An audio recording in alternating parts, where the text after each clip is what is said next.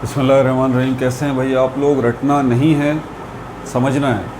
Reduce syllabus 9th biology, अगले साल matric लगा देंगे इसके साथ, अभी तो इसको 9th ही कर दें। 9th biology chapter number 1। Topic कौन सा है हमारे पास? बायोलॉजी एंड अदर साइंसेस इनका रिलेशन, और इसका पार्ट 2 हम करने जा रहे हैं। कॉपी पेन से ले लीजिए, लेक्चर को नोट करना है और मुस्कुराते रहना है, ठीक है भाई। 3 ब्रांचेस हम इसके पार्ट 1 में कर चुके हैं, आप लोग वो देख लीजिए, ठीक है, और सीख लीजिए। अब जो है हम चौथी ब्रांच करने जा रहे हैं। आगे बढ़ने से पहले बता दूं, इसी वीडियो के नीचे देखिए आपको मेरी पिक्चर नज़र आ रही है और उसके साथ नाम भी लिखा हुआ, उस पर क्लिक करें, पेज खुल जाएगा। प्लेलिस्ट पे क्लिक करें, प्लेलिस्ट में सारी प्लेलिस्ट आ जाएंगी। 4 प्लेलिस्ट बना दी गई हैं, उसमें कोई भी अननेसेसरी वीडियो नहीं है। सारी वीडियोस जो हैं वो चारों प्लेलिस्ट किसकी हैं? चारों प्लेलिस्ट जो हैं वो reduced syllabus chemistry, reduced syllabus maths, physics, biology, ये 4 प्लेलिस्ट। और उनमें जो वीडियोस पड़ी हैं पहले और जो आ रही हैं वो बिल्कुल आपके रिड्यूस्ड सिलेबस के मुताबिक हैं। अननेसेसरी वीडियो उसमें कोई भी नहीं है, ठीक है। तो आगे चलते हैं, चौथी ब्रांच को डिस्कस करें। बल्कि चौथी नहीं, तीसरी ब्रांच को हमने जो है वो 2 ब्रांचेस को डिस्कस किया था। बायोकेमिस्ट्री, केमिस्ट्री बहुत बड़ी ब्रांच है। क्या कह रहा है इसके अंदर? बायोकेमिस्ट्री के अंदर ब्रांच है बायोलॉजी की, उसके अंदर क्या हो रहा है? Study of molecules. To the point इसने बता दिया, इसमें हम क्या पढ़ रहे हैं? Study of molecules. लेकिन कौन से मॉलिक्यूल्स? कौन से मॉलिक्यूल्स, ये ज़रा ध्यान रहे। आगे कह रहा है study of molecules which form living organism और सेल। विच, जो फॉर्म बनाते हैं लिविंग ऑर्गेनिज्म। लिविंग ऑर्गेनिज्म मतलब लिविंग थिंग्स, वो मॉलिक्यूल्स जो फॉर्म बनाते हैं किसको? लिविंग ऑर्गेनिजम्स को। और सेल या सेल को, एक ही बात है, समझ आ गई बात? लिविंग ऑर्गेनिज्म किससे मिलके बनते हैं? सेल से मिलके बनते हैं। सेल्स आगे किससे मिलके बनते हैं? मॉलिक्यूल्स से मिलके बनते हैं। समझ में आ गई बात? मॉलिक्यूल्स किसको कहते हैं केमिस्ट्री की ज़बान में? हम कहते हैं ग्रुप ऑफ एटम्स को मॉलिक्यूल कहा जाता है। ग्रुप ऑफ एटम्स ये 2 तरह के होते हैं, मैक्रो मॉलिक्यूल्स और माइक्रो मॉलिक्यूल्स। छोटे मॉलिक्यूल्स और बड़े मॉलिक्यूल्स, जिनको मोनोमर और पॉलीमर भी कहा जाता है। अच्छा, एक तो काम ये हो गया इसका। बायोकेमिस्ट्री में हम किसको स्टडी कर रहे हैं? उन मॉलिक्यूल्स को स्टडी कर रहे हैं जो कि क्या बना रहे हैं? लिविंग ऑर्गेनिज्म को या सेल्स को बनाने वाले हैं। अब इसके अंदर एनिमल्स भी आ गए, प्लांट्स भी आ गए, एल्गी भी, फंजाई भी, माइक्रो ऑर्गेनिजम्स सब आ गए इसके अंदर, क्योंकि सब के सब सेल्स से मिलके बने और सेल्स फाइनली मॉलिक्यूल्स से मिलके बने। अच्छा, इसके अलावा सिंथेसिस ऑफ बायोमॉलिक्यूल्स। सिंथेसिस मतलब मेकिंग, सिंथेसिस मतलब मेकिंग,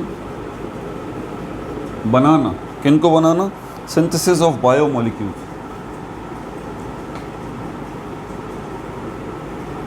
बायोमॉलिक्यूल्स को तो पढ़ते हैं, लेकिन बायोमॉलिक्यूल्स में क्या पढ़ते हैं? उनकी तैयारी, उनका बनना। कि बायोमॉलिक्यूल्स कौन से हैं?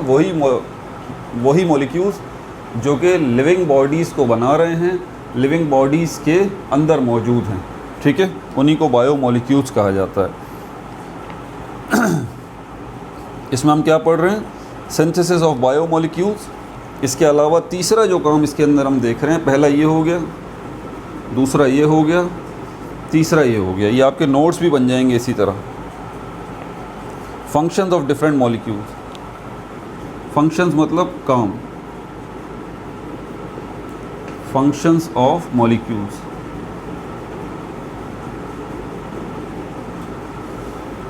पहला काम क्या हो रहा है? बायोकेमिस्ट्री के अंदर हम किस चीज़ को स्टडी कर रहे हैं? मॉलिक्यूल्स को स्टडी कर रहे हैं जो कि लिविंग बॉडीज़ को बना रहे हैं। जो लिविंग बॉडीज़ हैं उनके जिस्मों को बना रहे हैं, वो मॉलिक्यूल्स, उनको स्टडी कर रहे हैं।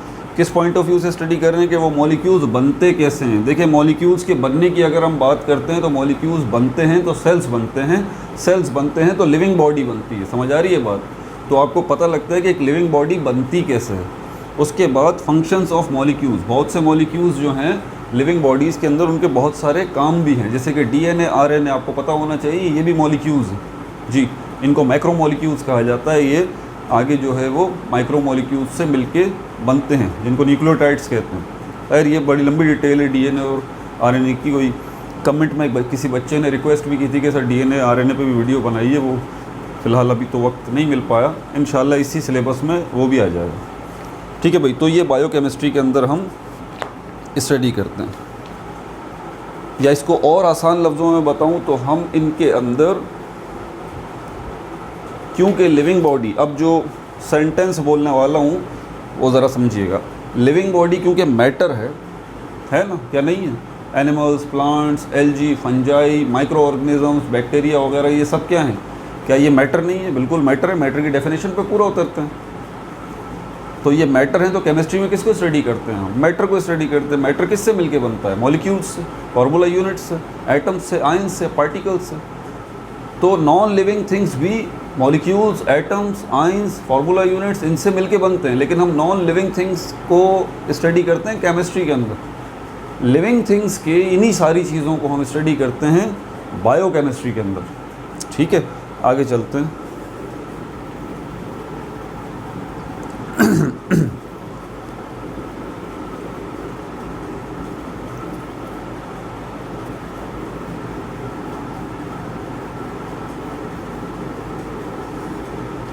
चौथी ब्रांच इसके अंदर कौन सी है?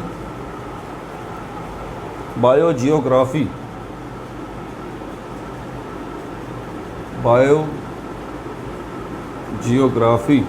बायो मीन्स तो लाइफ हो गया, लिविंग थिंग्स। जियो कहते हैं अर्थ को, ज़मीन को। ग्राफी मीन्स राइटिंग या फिर art of images. Art of images, इसको हम कहते हैं ग्राफी। फोटोग्राफी, जियोग्राफी, इसके अंदर कहीं ना कहीं आप जो है वो इमेजेस को फाइनली डिस्कस करते हैं। लेकिन इमेजेस कौन से इमेजेस? आप इमेजेस जहन में आपके फ़ौरन ये होगा इंसानों की तस्वीरें। नहीं भाई, इमेजेस में हर किस्म की तस्वीर आ जाती है। हर किस्म की तस्वीर आ जाती है, किसी पत्थर की, किसी जानवर की, किसी इंसान की, किसी पेंसिल की, सारे चीज़ें इमेजेस में कवर हो जाती है। तो ये राइटिंग का भी एक आर्ट है और इमेजेस का भी एक आर्ट है। अब बहरहाल बायोजियोग्राफी, इसके नाम से अंदाज़ा हो रहा होगा। अब इसमें क्या लिखा है इसकी डिटेल देख लें। Distribution of living organism in different geographical region of the world. To the point और ब्रीफ, इसमें क्या स्टडी कर रहे हैं आप? डिस्ट्रीब्यूशन, तकसीम। डिस्ट्रीब्यूशन मतलब तकसीम, कहाँ कहाँ फैले हुए हैं, कहाँ कहाँ डिस्ट्रीब्यूट हुए हैं। क्या, कौन डिस्ट्रीब्यूट हुआ हुआ है? Distribution of living organism. Distribution of living organism. Living organisms की डिस्ट्रीब्यूशन, ठीक है, कहाँ पर? In different geographical regions. In different geographical region. देखिए वही मैं वर्डिंग इस्तेमाल कर रहा हूँ जो कि आपके बुक में मौजूद है। रीजन्स का मतलब होता है इलाके।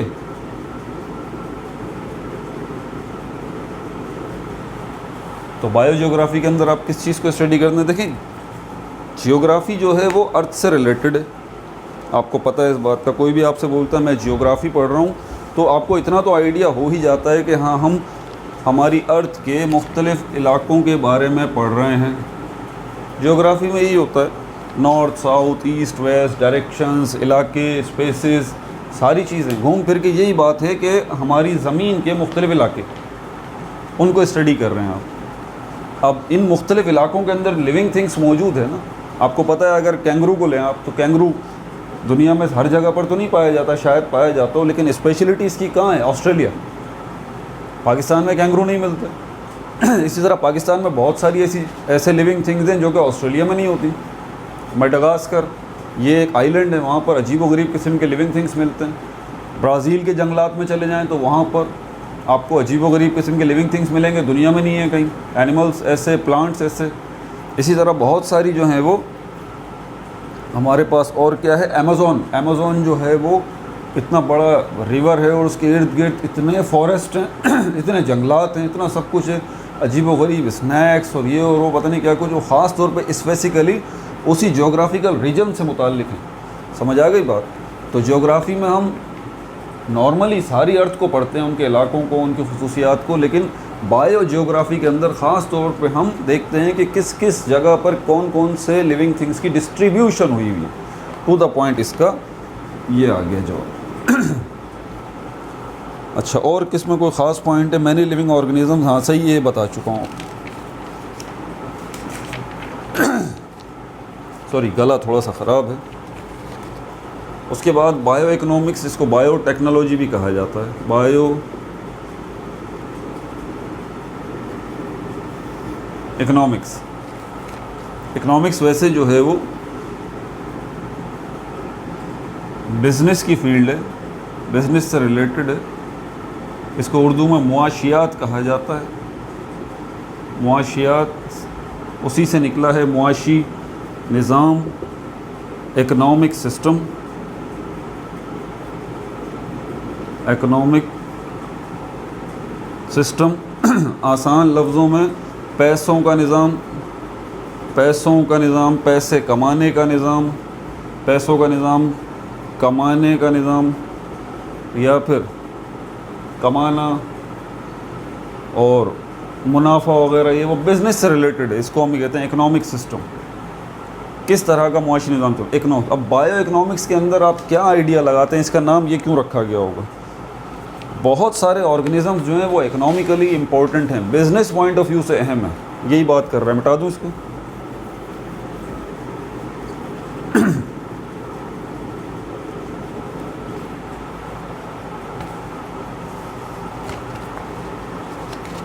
क्या लिखा है इसने? किसको स्टडी करते हैं हम इसके अंदर? इकोनॉमिकली इम्पोर्टेंट ऑर्गेनिजम्स को स्टडी करते हैं।